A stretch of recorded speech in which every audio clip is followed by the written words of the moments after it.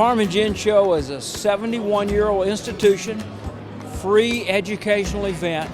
The whole idea is to bring agriculture together, particularly field crop agriculture, bring together a set of world-class exhibitors to the Mid-South so farmers can drive and learn what's going on and what's about to come down in their future. We've been coming to this thing for 10 years maybe, and we just love to come see all the new equipment that they have out, all the new different equipment, all kinds of different things as far as the farming community uses. Probably our best function we go to in the year, so we enjoy it. It's just a family thing, man. We've been in this all our lives, and we ain't gonna let nothing like a little hardship get us down, you know what I mean? We're doing a service for the American people and the world, so you gotta look at it that way.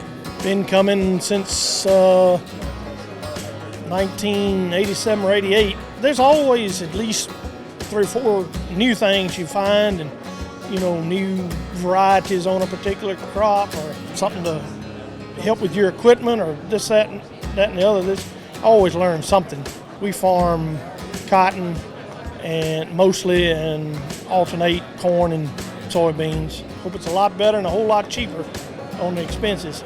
You can only cut expenses so far, and cut it to the bone, and then you just got to hope and pray that the prices will make up the difference. We farm about 6,000 acres. I always say I like the diversity. It's never the same thing every day. You're not going to an office and sitting down, you get to something, you may sit in the office today and tomorrow you're working on a piece of equipment, and it just changes day to day. We always try to take something home that we can try to adapt, or again, the newest thing that comes out, see if we can try it, or even if it's just a contact, meeting new people to use as a resource later. So this is a great place for that.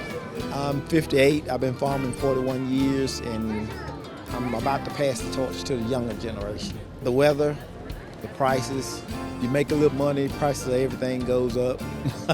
Input costs. Input costs is rising. You gotta love it. It's not the money, for me it's not, Anybody that stays in it over 5 years, they're not doing it for the money. They're doing it for the love of farming.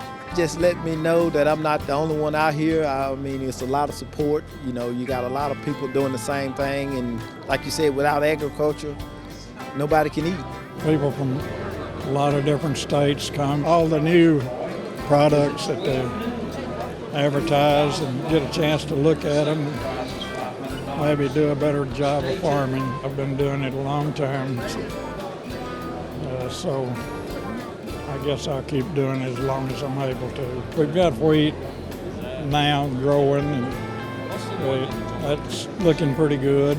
And then as weather warms up, conditions permit, we'll start planting corn and then soybeans. And I've already pretty much pre-planned the year and purchased most of my products early, so we're ready for it as soon as conditions permit. We just drive up for the day, walk through, kind of see what's new and what's happening. We got a lot of people that we know up here, so it's a good time to just kind of network with them and see what's going on. I try to be positive every year. We all know there's things that we can't control out there. There's variables that, we'll worry ourselves sick if we worry about what's going to happen.